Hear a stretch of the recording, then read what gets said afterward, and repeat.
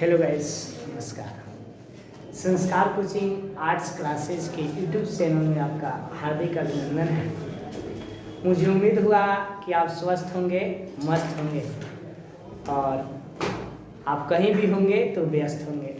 आइए उसमें थोड़ा सा हम लोग टाइम निकाल करके क्लास 12 की इतिहास का चैप्टर 1 हम लोग शुरू करते हैं आज, है ना। आइए तो देखते हैं। पहले हिस्ट्री के आपका 12th क्लास में 3 बुक पढ़ना है, पार्ट 1, पार्ट 2, पार्ट 3, जिसमें हम लोग पार्ट 1 पढ़ने जा रहे हैं। पार्ट 1 यानी खंड अ में है पुरातत्व एवं प्राचीन भारत, यानी पुरातत्व क्या है और इसके साथ में प्राचीन भारत के बारे में हम लोग जानकारी अध्ययन करेंगे। ये जितनी सारे आपका चैप्टर 1 से लेकर चैप्टर 4 तक जो आपकी बुक है उसमें चैप्टर 1 से चैप्टर 4 तक यानी पुरातत्व से संबंधित है और प्राचीन भारत से संबंधित है ना। तो आइए इस बुक के अंतर्गत हम लोग पहला लेसन स्टडी करते हैं। पहला लेसन का नाम है प्रारंभिक नगरों की कहानी। यानी जो प्रारंभिक नगर था, है ना, यानी फर्स्ट सिटीज जो था, यानी पहले कैसे कैसे नगर बसा, उस नगर के बारे में जानते हैं। यानी प्रारंभिक नगरों की कहानी, और प्रारंभिक नगरों की कहानी में आप इससे परिचित होंगे।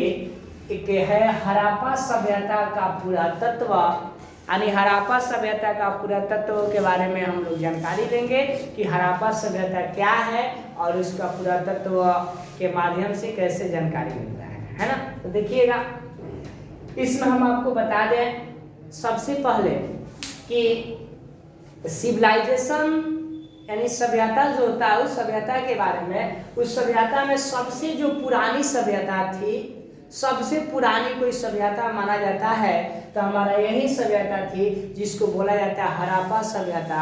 यानी हड़प्पा सभ्यता से आप परिचित होंगे पहले भी या नहीं परिचित होंगे तो आज परिचित हो जाएंगे, क्योंकि ये सबसे पुरानी सभ्यता थी अपने इंडिया की, है ना, जो कि जिसको जानकारी हम आपको दे रहे हैं। सबसे पुरानी सभ्यता थी। ये सबसे पुरानी सभ्यता लगभग कह रहे हैं आज से लगभग, देखिए लिखा हुआ है, आज से लगभग 5000 वर्ष पहले सिंधु नदी के तट पर स्थित, मतलब सिंधु नदी के किनारे स्थित सिंधु घाटी सभ्यता विश्व की 4 सभ्यताओं में से एक थी।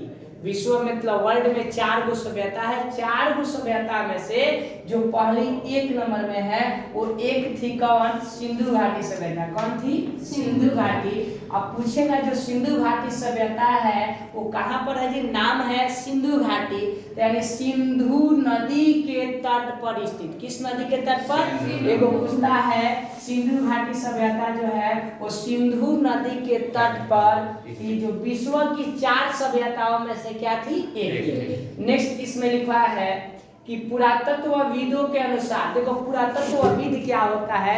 जो भी विद्वान पुरातत्व के बारे में जानकारी देते हैं उनको पुरातत्वविद बोला जाता है। अब पुरातत्व के यहाँ डिफिनीशन लिखवाए हुए हैं, पुरातत्व बता रहे हैं। देखिएगा पहले इनके अनुसार, पुरातत्वविदों के अनुसार सबसे पहले हड़प्पा नगर की खोज हुई। आपको अभी जस्ट बताया है कि सबसे पुरानी जो सभ्यता है हड़प्पा सभ्यता है। तो पुरातत्वविदों के अनुसार सबसे पहले किस नगर की खोज हुई? हड़प्पा नगर की खोज हुई। याद रखिएगा, सबसे पहले हड़प्पा नगर की खोज हुई। कोई दिक्कत नहीं। अब देखिएगा हड़प्पा भाई पड़ता कहाँ है, जानना पड़ेगा ना, आखिर कहाँ है।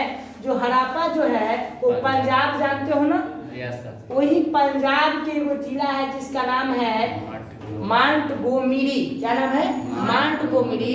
तो जो हड़प्पा जो है वो पंजाब के मांटगोमरी जिला में स्थित है। कहाँ स्थित है जी? मांटगोमरी जिला में स्थित है। इसके बाद हम बात करेंगे कि ये जो सभ्यता थी हड़प्पा सभ्यता वो कैसी सभ्यता थी। तो ये बता रहे हैं कि यह प्राचीन सभ्यता की सबसे प्राचीन नगर थी। सबसे प्राचीन मतलब सबसे पुराना नगर थी, जो कैसा थी जी? त्रिभुजाकार आकार में। कैसा थी जी? त्रिभुजाकार थी, मतलब त्रिभुज के आकार का थी, है ना। बहुत भी है, कैसे थी जी? त्रिभुजाकार आकार में। कैसी थी? त्रिभुजाकार। ये सबसे क्या है बाबू? प्राचीन नगर है, यानी सबसे पुराना नगर है। कोई दिक्कत? इसके बाद में कह रहा है, देखिएगा कि राय बहादुर दयाराम सहनी, इंपोर्टेंट नाम है आपके इतिहास के पन्ने में, कि राय बहादुर दयाराम सहनी ने उत्खनन द्वारा, उत्खनन मतलब समझ रहा हो ना, खुदाई करके जमीन से, यानी उत्खनन द्वारा मतलब खुदाई करा करके और हड़प्पा स्थल की खोज की। बोलिए, पूछ देगा कि हड़प्पा स्थल की खोज सबसे पहले किया था? कौन किया था जी? राय बहादुर दयाराम सहनी। आप यहाँ से भी एग्जाम में आपके क्वेश्चन आता है, दयाराम सहनी देगा तो यही नाम है, पूरा नाम हो गया राय बहादुर दयाराम सहनी। आपके एग्जाम में सिर्फ राय बहादुर सहनी रहता है, समझ रहे ना? राय बहादुर सहनी यानी दयाराम सहनी ने उत्खनन द्वारा खुदाई करके हड़प्पा स्थल की क्या किया थे? खोज कराए थे। इसके बाद हम बात करते हैं कि भारतीय पुरातत्व सर्वेक्षण, जो भारतीय पुरातत्व सर्वेक्षण हुआ, वही भारतीय पुरातत्व सर्वेक्षण के director general sir John Marshall, क्या नाम है बाबू?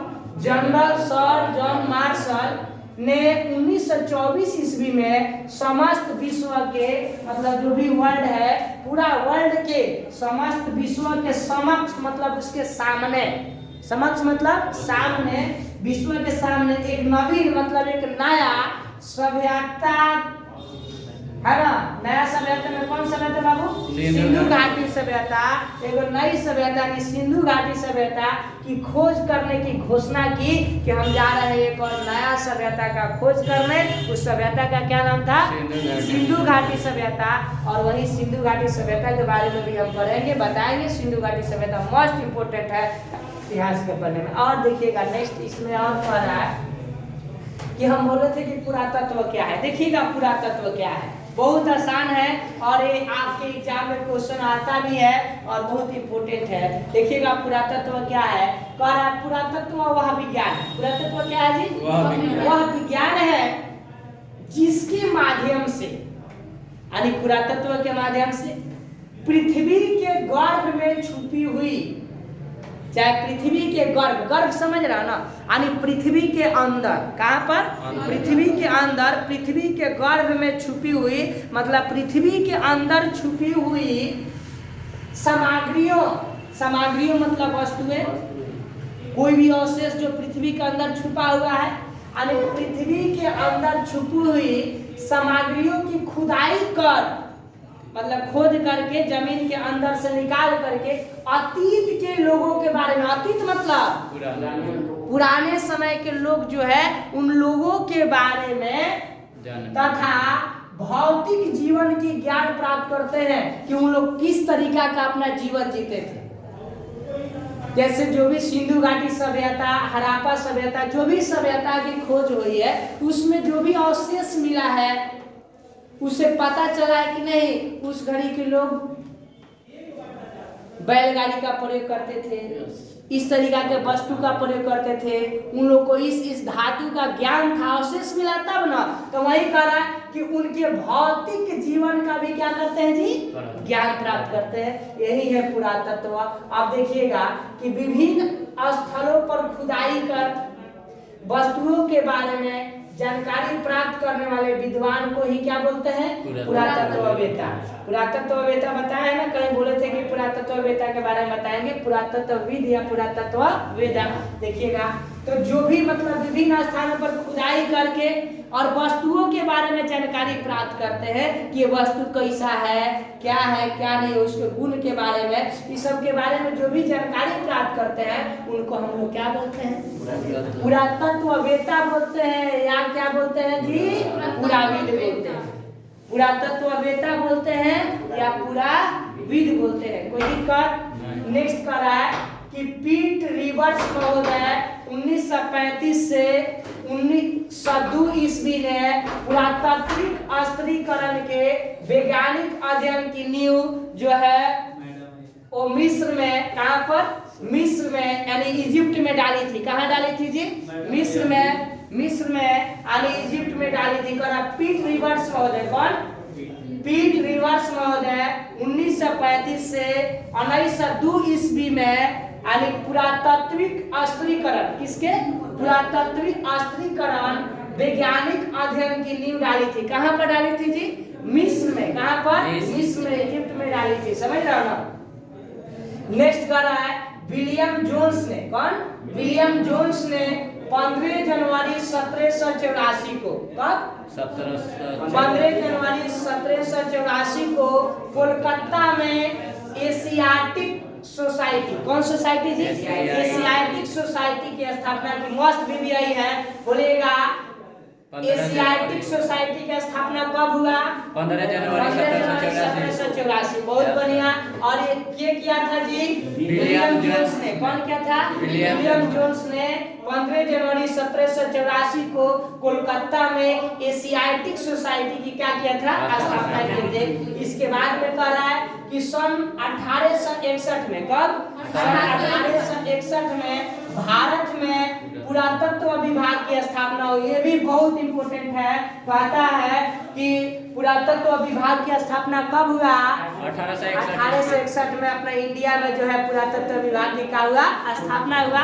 नेक्स्ट हम लोग अगली क्लास में है ना पढ़ेंगे। तब तक के लिए धन्यवाद।